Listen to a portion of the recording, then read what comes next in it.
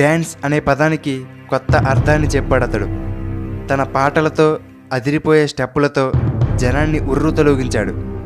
Pop సంగీత ప్రపంచంలో కొన్ని దశాబ్దాల పాటు తిరుగులేని వ్యక్తిగా నిలిచాడు. అతనే కింగ్ ఆఫ్ పాప్గా పేరు పొందిన Michael Jackson.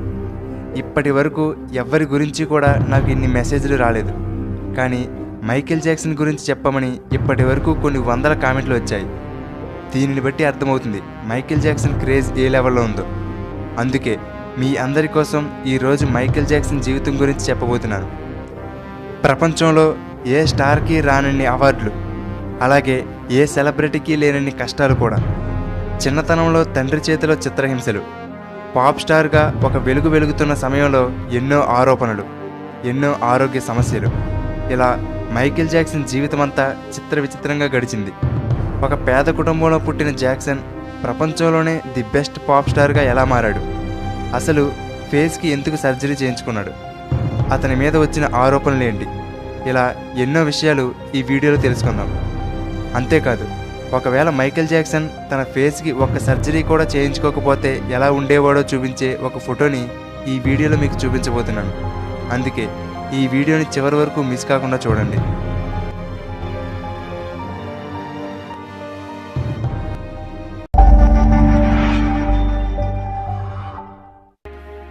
Michael Jackson 1958 August 29వ తేదీన అమెరికాలోని గ్యారీ నగరంలో జన్మించాడు. తండ్రి పేరు జోసెఫ్ జాక్సన్, తల్లి క్యాథరిన్. మైకేల్ జాక్సన్ 9 మంది సంతానంలో 7వవాడు. జాక్సన్ తండ్రికి గొప్ప గిటారిస్ట్ అవ్వాలనే కోరిక ఉండేది, కానీ కుటుంబాన్ని పోషించడం కోసం తన కోరికను పక్కన పెట్టి ఒక స్టీల్ కంపెనీలో పనిచేసేవాడు. కానీ తన పిల్లలను మంచి సింగర్స్గా తయారు చేయాలనుకున్నాడు. అలా చిన్నతనం నుండి 5 అన్నదమ్ములు మ్యూజిక్ నేర్చుకున్నారు. అయితే జోసెఫ్ జాక్సన్ జీవితంలో తాను అనుకున్నది సాధించలేకపోయాను అనే కోపం, అసహాయతను తన పిల్లల మీద చూపించేవాడు. వాళ్ళని విపరీతంగా కొట్టి హింసించేవాడు. పిల్లల పట్ల ఎంతో కఠినంగా, క్రూరంగా వ్యవహరించేవాడు. తాను చెప్పినట్టు పాడకపోయినా, తన మాట వినకపోయినా బెల్టుతో కొట్టడం, గోడకేసి బాదడం, కాలితో తన్నడం చేసేవాడు. అలా మైకేల్ జాక్సన్ బాల్యంలో హింసకు గురయ్యేవాడు. కానీ తల్లిదండ్రులిద్దరికీ తమ పిల్లల టాలెంట్ మీద మంచి నమ్మకం ఉండేది. దాంతో వాళ్ళ 5 ఒక గ్రూప్గా తయారు చేసి దానికి జాక్సన్ 5 అని పేరు పెట్టి వాళ్లతో చుట్టుపక్కల ప్రదర్శనలు ఇప్పించేవారు. ఆ సమయంలో మైకేల్ జాక్సన్ వయసు కేవలం 5 సంవత్సరాలు. ఆ 5 జాక్సన్ వాయిస్ పర్ఫార్మెన్స్ బాగుండేది. ఈ 5 పగలు రాత్రి అని లేకుండా కొన్ని గంటల పాటు ప్రాక్టీస్ చేస్తూ స్టేజ్ మీద ప్రదర్శనలు ఇస్తూ ఉండేవారు. అయితే ఆ రోజుల్లో నల్లజాతీయుల పట్ల కొంత వివక్షత ఉండేది. నల్లజాతీయులు ఎక్కువగా బయట తిరగకూడదు, అందరిలోనూ కలవకూడదు, వాళ్లకు అంతగా గౌరవ మర్యాదలు ఉండేవి కాదు. అందుకే మొదట్లో నల్లజాతీయులు ఉండే ప్రదేశాల్లోనే ప్రదర్శనలు ఇచ్చేవారు. కానీ వీళ్ళ ప్రతిభకు తెల్లవాళ్ళు కూడా మంత్రముగ్ధులయ్యారు. అలా మోటౌన్ అనే ఒక మ్యూజిక్ కంపెనీతో జాక్సన్ 5కి ఒప్పందం కుదిరింది. దానితో మొదటిసారిగా వాళ్ళు మ్యూజిక్ ఇండస్ట్రీకి పరిచయం అయ్యారు.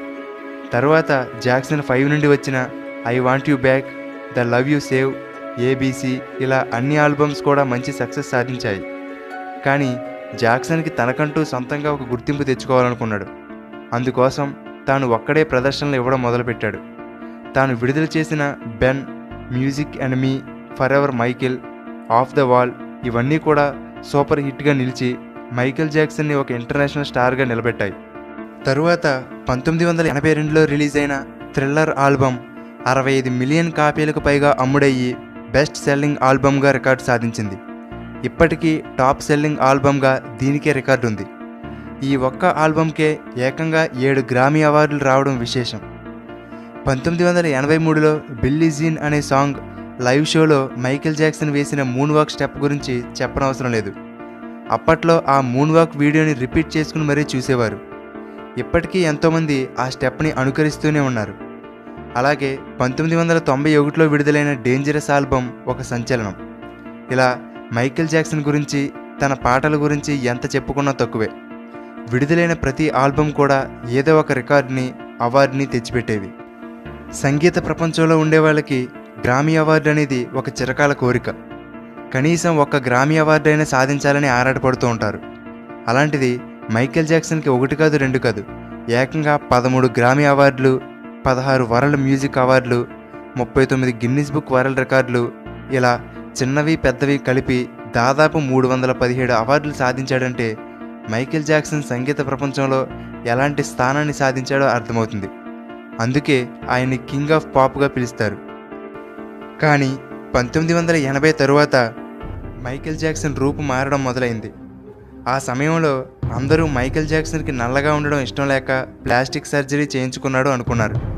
కానీ కారణం ఆయన మొహం మీద విటిలిగో అనబడే బొల్లి వ్యాధి లాంటి మచ్చలు రావడం మొదలయ్యాయి.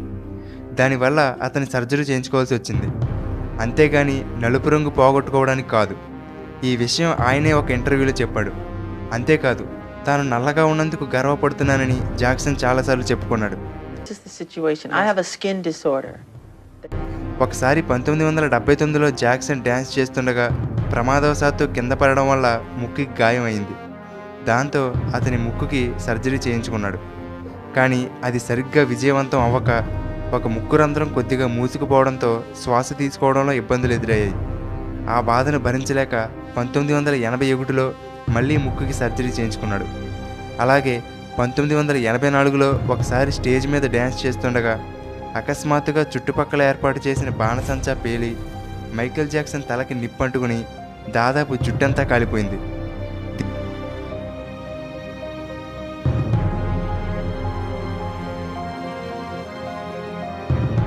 దీనికోసం ఒక సర్జరీ అవసరమైంది. ఇలా రకరకాల కారణాల వల్ల మైకేల్ జాక్సన్ ముఖానికి ఎన్నో సర్జరీలు చేయించుకోవాల్సి వచ్చింది. ఇన్ని అనారోగ్య బాధలు భరిస్తూ కూడా వివిధ దేశాల్లో ప్రదర్శనలు ఇచ్చేవాడు. కొత్త కొత్త ఆల్బమ్స్ క్రియేట్ చేసేవాడు. ఇలా విడుదలైన ప్రతి ఆల్బమ్ కూడా మిలియన్ సంఖ్యలో అమ్ముడైపోవడంతో మైకేల్ జాక్సన్ పేరుతో పాటు లెక్కలేనంత డబ్బును కూడా సంపాదించాడు. అయితే మైకేల్ జాక్సన్ మాత్రం ఆ సెలబ్రిటీ హోదాను అనుభవించలేకపోయాడు. తండ్రి పెట్టిన హింస కారణంగా చిన్నతనం అంతా ఒక జైలు జీవితంలో గడిచింది.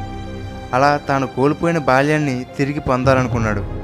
అందుకోసం కాలిఫోర్నియాలో 2700 ఎకరాల భూమిలో చిన్నపిల్లల కోసం నెవర్లాండ్ అనే పేరుతో ఒక నిర్మాణాన్ని చేపట్టాడు.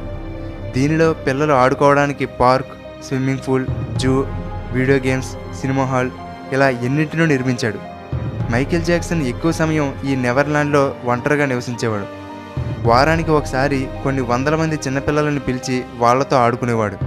వాళ్లకు విందు భోజనాలు ఏర్పాటు చేసేవాడు. మైకేల్ జాక్సన్ వ్యక్తిగత ఖర్చులు ఇంకా ఈ నెవర్లాండ్ని మెయింటైన్ చేయడానికి కలిపి సుమారుగా నెలకి 15 కోట్ల రూపాయల పైనే ఖర్చు పెట్టేవాడు. మైకేల్ జాక్సన్ది చిన్నపిల్లల మనస్తత్వం. స్టేజ్ మీద తన ఆటపాటలతో జనాన్ని మంత్రముగ్ధులు చేసే జాక్సన్ స్టేజ్ దిగితే మాత్రం సిగ్గు భయంతో ఉండేవాడు. సమయం కుదిరితే పిల్లలతో గడిపేవాడు లేదా ఒంటరిగా ఉండేవాడు. ప్రపంచంలోనే అత్యంత ఒంటరి వ్యక్తి తానేనని చాలాసార్లు చెప్పుకున్నాడు. అయితే తన ఒంటరితనాన్ని పోగొట్టుకోవడానికి మైకేల్ జాక్సన్ కొంతమంది పిల్లలని తనతో పాటు నిద్రపోమనేవాడు. ఈ సమయంలోనే మైకేల్ జాక్సన్ చిన్నపిల్లలను లైంగికంగా వేధిస్తున్నాడనే ఆరోపణలు వచ్చాయి. కానీ జాక్సన్ ఈ ఆరోపణలను కొట్టిపారేశాడు. తనకు చిన్నపిల్లల మీద ప్రేమ తప్ప వేరే ఉద్దేశం లేదని వాదించాడు. కానీ కోర్టు వినలేదు. కొన్ని కోట్ల రూపాయలను ఆ పిల్లవాడికి అపరాధ రుసుముగా చెల్లించవలసిందిగా ఆదేశించింది. ఒక పక్క ఈ కోర్టు ఖర్చులు, మరొక పక్క ఈ నెవర్లాండ్ నిర్వహణ ఖర్చులు. వీటన్నిటి కారణంగా మైకేల్ జాక్సన్ అప్పుల్లోకి వెళ్ళిపోయాడు. చిన్నపిల్లల కోసం తాను ఎంతో కష్టపడి కట్టుకున్న నెవర్లాండ్ని 2008లో ప్రభుత్వం వేలం వేసింది. కానీ ఆ సమయంలో సికమోర్ వ్యాలీ ర్యాంచ్ అనే కంపెనీ నెవర్లాండ్లోని కొంత వాటాను తీసుకుని జాక్సన్కి 220 కోట్ల రూపాయలు చెల్లించి ఆ వేలాన్ని ఆపేసింది. అప్పటి నుండి నెవర్లాండ్ రాంచ్గా మారిపోయింది. మైకేల్ జాక్సన్ 1994లో లేసా అనే అమ్మాయిని ప్రేమించి పెళ్లి చేసుకున్నాడు. పెళ్ళైన తర్వాత కూడా చిన్నపిల్లలతోనే ఎక్కువగా గడిపేవాడు. అది లేసాకి నచ్చేది కాదు. దాంతో 1996లో వాళ్ళిద్దరూ విడాకులు తీసుకున్నారు. అదే సంవత్సరం తనకు నర్సుగా పనిచేస్తున్న డెబీ రౌ అనే ఆవిడను పెళ్లి చేసుకున్నాడు. వాళ్ళకి 2 పిల్లలు.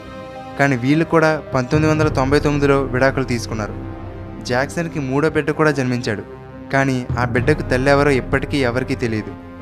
ఒక పక్క విడాకులు, మరొక పక్క తన మీద తప్పుడు పుకార్లు, కోర్టు కేసులు, ఆస్తి నష్టం, అనారోగ్య సమస్యలు ఇవన్నీ ఒకేసారి చుట్టుముట్టడంతో జనాలకి దూరంగా ఒక గదిలో ఒంటరిగా ఉండేవాడు. ఎవరిని కలిసేవాడు కాదు, నిద్ర పట్టేది కాదు. దాంతో స్లీపింగ్ ట్యాబ్లెట్స్ వాడేవాడు. ముఖ్యంగా ఎనస్థీషియా కోసం వాడే ప్రొపోఫాల్ అనే మందుని ఎక్కువగా వాడడం వల్ల మైకేల్ జాక్సన్ ఆరోగ్యం విపరీతంగా దెబ్బతింది. ఇవన్నీ తీసుకోవడం వల్ల జాక్సన్ బలహీనపడిపోయాడు. ఊపిరితిత్తులు పాడైపోయాయి. చివరకు 2009వ సంవత్సరం జూన్ 25వ తేదీన గుండెపోటు కారణంగా జాక్సన్ తన 50 ఏళ్ల వయసులో మరణించాడు.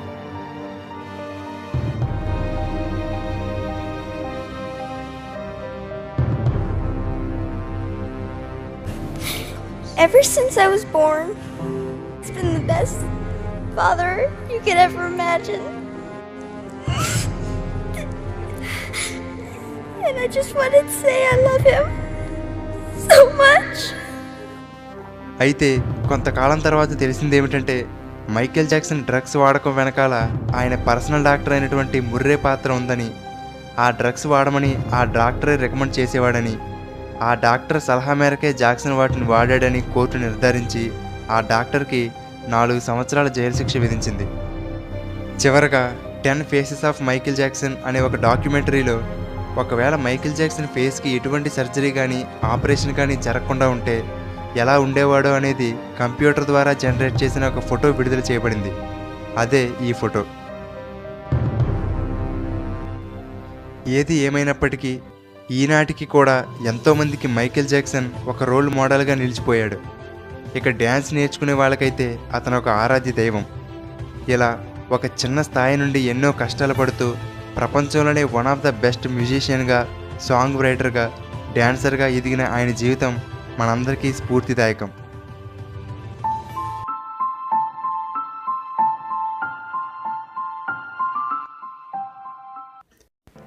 చివరగా మైకేల్ జాక్సన్కి సంబంధించిన ఈ వీడియో మీకు నచ్చితే లైక్ చేయండి. అలాగే మీ ఫ్రెండ్స్ అందరికీ ఫేస్బుక్, వాట్సాప్ ద్వారా షేర్ చేయండి. ఇలాగే మరెంతోమంది జీవిత చరిత్రలను తెలుసుకోవడానికి తెలుగుబడి ఛానల్కి సబ్స్క్రైబ్ అవ్వండి. ఫేస్బుక్లో తెలుగుబడి పేజీని లైక్ చేయండి. Thank you for watching.